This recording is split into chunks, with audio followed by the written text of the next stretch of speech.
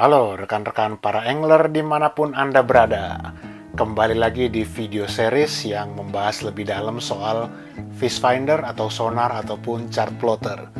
Dan ini adalah video part yang ketiga. Dan di part ketiga ini kita akan bahas sedikit lebih deep, sedikit lebih dalam soal yang namanya transducer. Ini penting untuk kita bahas sebelum nanti di part yang keempat kita masuk membahas yang namanya imaging sonar, teman-teman. Salah satunya adalah clear view dan side view nanti di part yang kelima.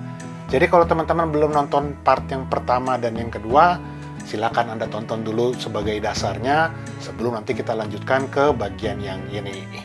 Oke guys, are you ready? Ini pembahasannya akan sedikit technical, tapi tenang aja, kita akan bahas pelan-pelan karena ini penting untuk teman-teman ketahui. Dan kalau misalkan juga teman-teman lagi ada rencana untuk beli transducer atau pengen upgrade transducernya itu, nah transducer kayak gimana sih yang mungkin paling tepat buat Anda pilih? Yuk kita simak bareng-bareng guys. Oke teman-teman sekalian, tadi yang dibilang ya, kita di part ini akan bahas lebih deep, lebih dalam soal transducer itu kayak gimana dan mungkin transducer yang cocok buat teman-teman tuh kayak gimana. Jadi kita refresh sedikit teman-teman soal yang namanya cone profile. Nah kalau di part pertama dan part kedua itu kita bahas ya mungkin lebih di permukaannya ya. Di part ketiga ini kita mesti bahas sedikit lebih detail supaya nanti sebelum kita lari ke part berikutnya, yaitu membahas clear view, teman-teman punya pemahaman yang lebih benar nih, lebih lengkap lagi. Jadi kalau di part pertama dan kedua kita bahas soal tradisional sonar itu bentuk profilnya itu seperti sebuah cone. Jadi kalau dilihat dari atas boat gitu ya, itu area scan-nya kurang lebih jadinya kayak bulat guys. Ini di tengah-tengah misalkan T adalah posisi transducernya dan R di sini adalah radiusnya. Atau kalau bahasa Indonesianya itu jari-jari. Kalau dia full dari semua lingkarannya namanya diameter ya. Cuman kita bahasnya di sini pakainya radius atau setengah dari diameter.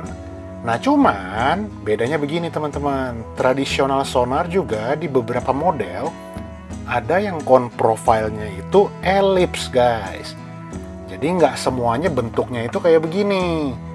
Ada juga yang bentuknya agak ellipse, cuman radiusnya itu dihitung ke lingkar luar lingkaran yang paling jauh. Nah cuman di sini kita bisa bilang kalau radius ke depan dan ke belakangnya itu kemungkinan nggak sama ya dengan radius ke kanan atau ke kirinya. Lagi-lagi di tengah adalah titik T atau titik di mana transducer itu berada. Nah, dari sini baru kita masuk ngomongin ini guys, yang namanya imaging sonar atau clear view.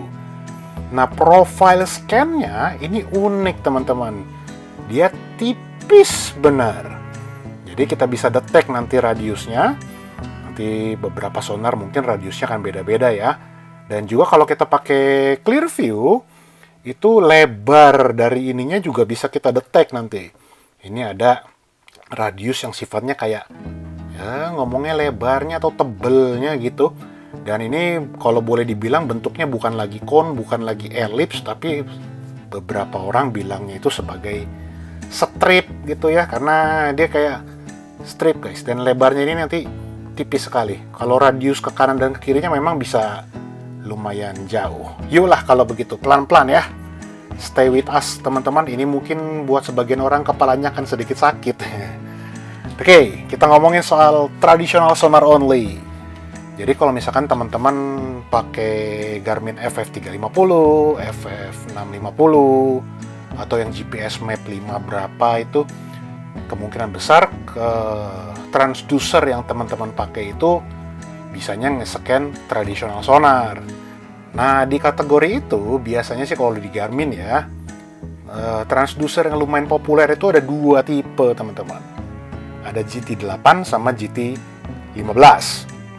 Tipenya ini nggak terlalu gimana-gimana, tapi kita mau bahas ini teman-teman. Frekuensi dan cone angle degree-nya. Ini ada 24 degree, ini ada 13 degree gitu ya. Dan seterusnya nanti kita bahas soal radiusnya di sebelah kanan sini teman-teman. Jadi kalau teman-teman memutuskan untuk nge-scan menggunakan frekuensi 85 kHz, itu cone angle degree-nya adalah 24 degree, teman-teman. Nah, kalau kita scan kedalamannya itu 10 meter, radius cone-nya itu 2 meter. Berarti kalau diameter itu, ya ini tinggal dikaliin 2, berarti 4 meter lingkarannya itu, guys. Kalau kedalamannya 10 meter. Kalau kedalamannya 100 meter, ini radiusnya jadi 21 meter. Jadi diameternya sekitar 42 meter ya. Jadi 21 meter ke kanan, ke depan, ke samping, ke belakang. Kurang lebih seperti itulah gambaran kasarnya. Oke, jadi kalau teman-teman pengen ngepoin bener gitu, di bawahnya kita ada persis apaan, kalau kita pakai 85 kHz, cone angle-nya nanti 24 derajat. Akhirnya di 100 meter, nah radius yang di-scan-nya 21 meter, guys. Ini lumayan keder kita. Cuman menangnya ya ikan lewat di sekitaran itu lebih gampang ke-scan. Nah, kalau kita pengen metain yang lebih presisi, nitikin yang lebih presisi, kita bisa naikin frekuensinya pakai 165 kHz. Cone angle-nya berkurang secara dramatis. Lebih sempit ya, kerucutnya itu jadi lebih sempit, guys. Ini jadi tinggal 13 derajat. Nah, kalau kita nyeken di kedalaman 10 meter, ini radiusnya tinggal 1 meter. Jadi 1 meter ke kanan, ke kiri, ke depan, ke belakang gitu. Jadi diameter lingkaran yang di-scan itu cuman 2 meter. Kalau di 100 meter, ya tinggal 11 meter. Kurang lebih lah, ini angkanya nggak gitu presisi banget, teman-teman. Cuman lebih ke arah kayak biar gampang dihitungnya ya. Karena kalau angka aktualnya dia koma-komaan, teman. Oke, jadi kalau begitu supaya saya lebih akurat, saya pakai 165 kHz dong. Supaya kan ininya presisi nih. Ininya kecil nih. Nah, hati-hati teman-teman. Ini angkanya kan lebih gede. Yang artinya kemampuan nembus dalamnya ya akan kalah sama yang 85 kHz. Nah, terus kita coba ke model bawahnya teman-teman. Ini adalah GT15. Kerja range frekuensinya sama yang GT8. 85 kHz, 165 kHz. Cone angle degree-nya juga sama, 24 dan 13. Ini juga 24 dan 13. Dan dua-duanya ini oval atau elips ya. Jadi radius scan-nya di kedalaman 10 dan 100 ya sama. Loh, lalu saya pilihnya yang mana dong? GT8 atau GT15?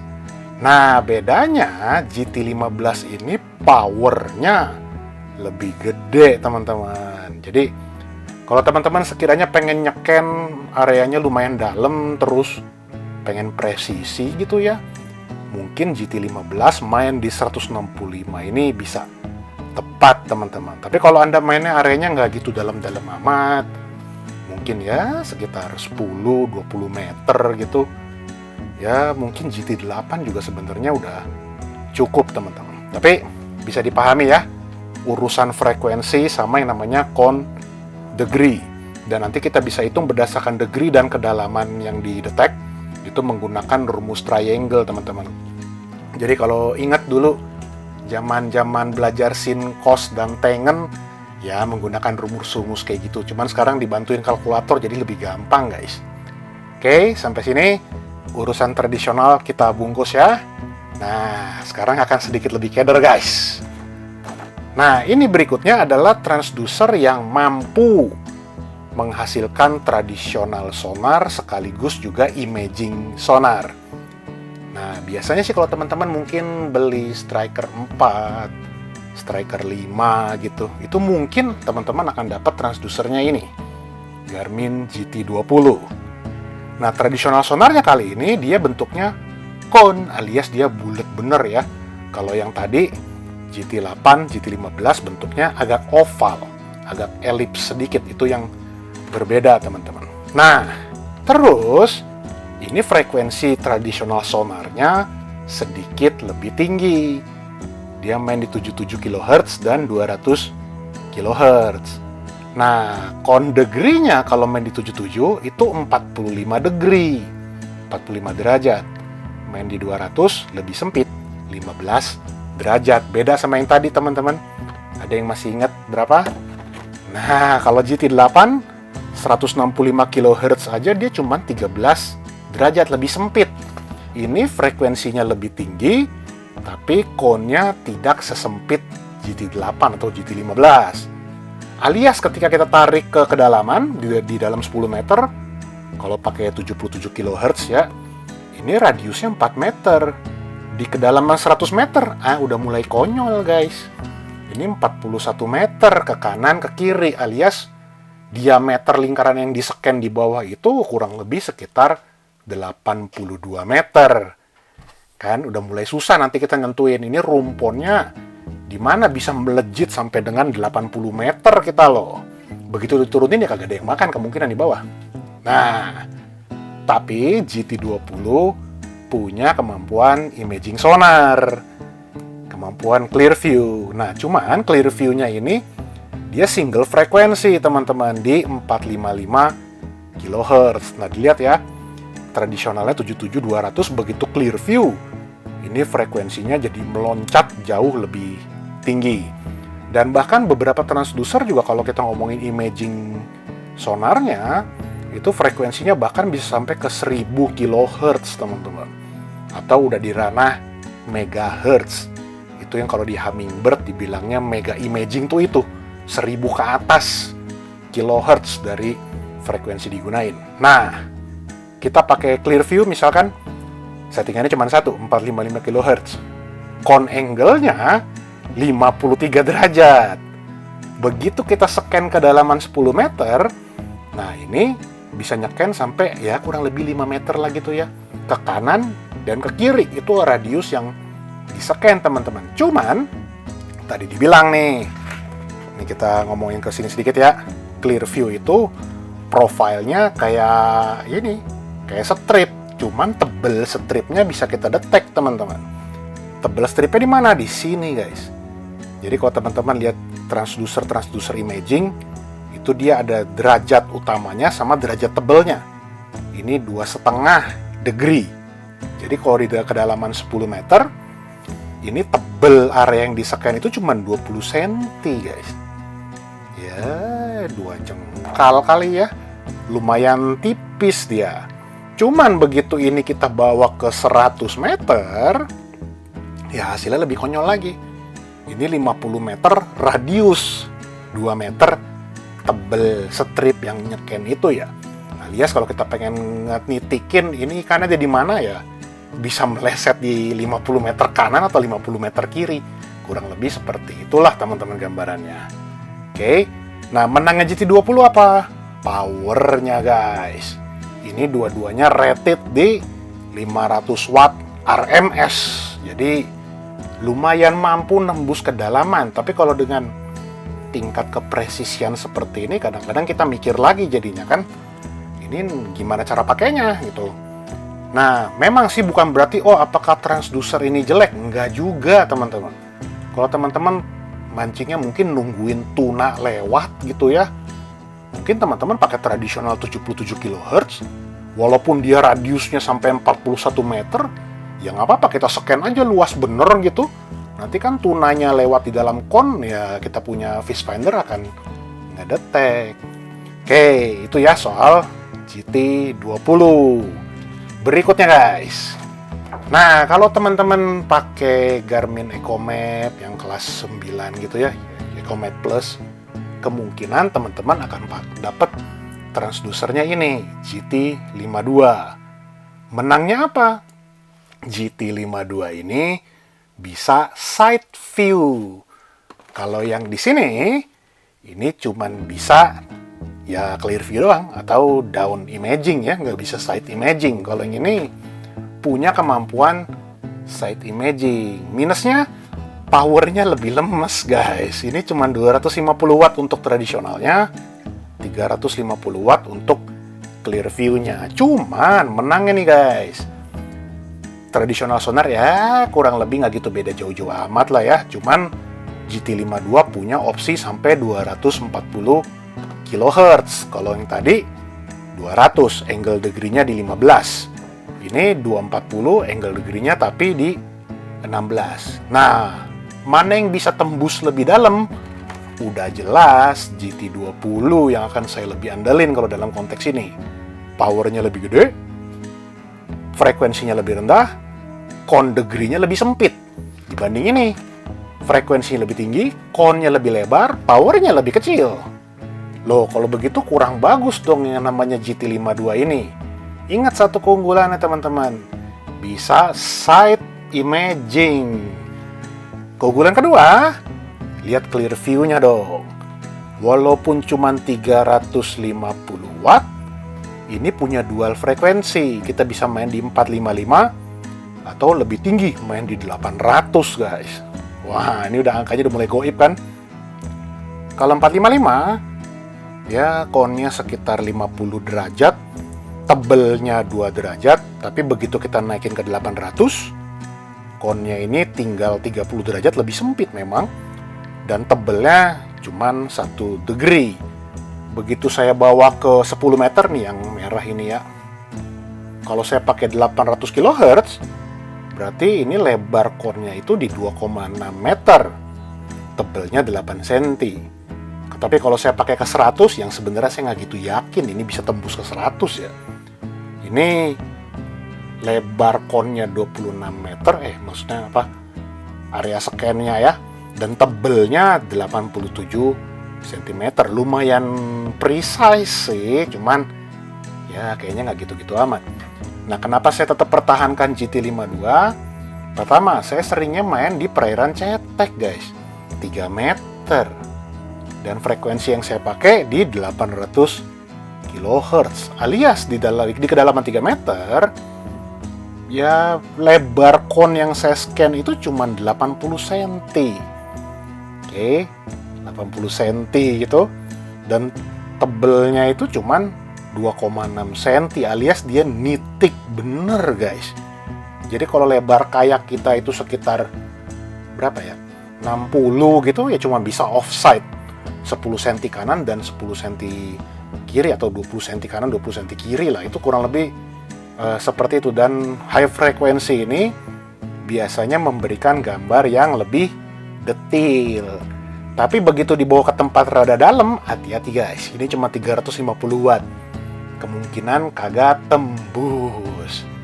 Nah, kalau saya pengen upgrade nih, tadi saya dapatnya paketnya GT52, saya bisa ganti pakai apa sih? Mungkin kalau saya pribadi, saya akan mulai pertimbangin ini teman-teman, yang namanya GT41. Ini mampu side scan juga ya, atau side imaging, atau side view. Nah, kita lihat teman-teman. Tradisionalnya 77 dan 200. Cuman ketika kita pakai 200 kHz, itu con degree-nya tinggal 10 derajat. Jadi kalau saya main di 10 meter, radius con area yang saya scan cuma 87 cm. Lumayan kan? Tapi begitu saya bawa ke 100, ya 8,7 meter. Ya masih oke lah, 10 meter gitu. Kurang lebih kayak lebar 2 ruko yang rada kecil ya. Masih oke lah. Masih oke lah. Tapi frekuensinya tinggi Tembus nggak? Ya, mudah-mudahan sih dengan power 600 watt tembus guys, mudah-mudahan. Oke. Terus kurangnya di mana? Kita lihat di sini. Clear view-nya ini punya power sampai 500 watt. Beda sama yang tadi ya. Ini cuman 350 watt. Cuman kalau kita main clear view, dia punya frekuensi nggak bisa tinggi banget. Dia cuma 260 sama 455. Nah, kalau 260 itu area yang di-scan 51 degree, tebel 2 degree. Kalau 455 29 degree, tebelnya 1,4 degree. Bedanya tadi kalau saya pakai 800, nggak gitu beda jauh guys. Mirip toh? Nah, yang paling beda di mana? Paling beda ini frekuensinya lebih rendah. Cuman memang hasilnya kalau saya main di 10 dan 100 meter, lebih masuk akal saya pakai si GT41 ini, plus powernya 500, frekuensinya lebih rendah. Nah, jadi kalaupun saya beli lagi, saya mungkin akan pilihnya ini guys, GT41 atau yang lebih modernnya sih itu GT51 ya. Cuman balik lagi tergantung dari kebutuhan teman-teman. Kalau mainnya tempatnya cetek melulu, GT52 bisa jadi lebih powerful guys, lebih suitable, lebih cocok buat teman-teman karena ini tadi ya, frekuensi imaging sonarnya itu lebih tinggi. Degree-nya nggak gitu beda jauh, ini 30 degree, ini 29 degree, tapi detail gambarnya kemungkinan itu 800 kHz bisa ngasilin lebih detail. Nah, ini dia teman-teman. Jadi, kalau teman-teman merasa perlu contekannya seperti ini, ya, silakan di pause dan di screenshot ya. Tapi di websitenya Garmin juga ada kok detail speknya, degree-degreenya ini seperti apa, tapi skenario radiusnya ini kita kudu hitung manual guys. Ada kalkulator dan ada software yang bisa bantuin ngitung sih, cuman di Garmin tidak secara langsung memberikan data radiusnya seperti ini. Sampai sini mudah-mudahan teman-teman jadi lebih clear ya. Oke teman-teman, jadi gimana? Kepala rada mabok sedikit, ya nggak apa-apa lah ya. Cuman kita mesti bahas ini sebelum nanti di part berikutnya kita bahas lebih detail soal yang namanya si clear view itu. Ya sesimpel karena perlakuan area yang di-scan itu berbeda dengan tradisional. Kalau tradisional bisa jadi ya kayak tadi, bulat atau rada elips, tapi kalau si clear view dia tipis sekali, itu jadinya kayak strip. Dan ini semua berhubungan nanti kenapa sih kalau kita detek ikan di tradisional itu bentuknya curve, tapi kalau di clear view bentuknya kurang lebih cuman titik guys. Dia nggak gitu keluar curve-nya. Ya semata karena tebel area yang di-scan itu nggak terlalu tebel-tebel amat, sehingga dia nggak mendetek dia menjadi sebuah kurva. Dan juga plusnya lagi, kita bisa lebih nitikin betul-betul kurang lebih ikan yang kita targetin ada di mana. Nah cuman kadang-kadang yang bikin rada sarunya itu bedanya ikan terus batu, ujungnya batu itu kayak di mana. Karena nggak gitu gampang untuk ngeliat itu. Cuman kalau teman-teman kuasain, mudah-mudahan nanti kita bisa lebih sensitif ngelihat ini batu apa ikan sih, atau jangan-jangan itu kayak rumput laut kecil yang nempel di atas batu. Nah itu di part berikutnya baru kita bahas lebih detail. Sampai sini dulu part yang ini teman-teman, nantiin part berikutnya terutama buat angler freshwater, karena kemungkinan Anda akan lebih butuh yang namanya clear view dibandingin sama tradisional sonar. Thank you teman-teman, dan kalau teman-teman merasa video ini berguna, tolong subscribe, like, dan juga komen supaya kita nanti bisa masuk ke part berikutnya secara lebih detail. Selamat memancing teman-teman, dan mudah-mudahan nggak boncos. Yuklah kalau begitu.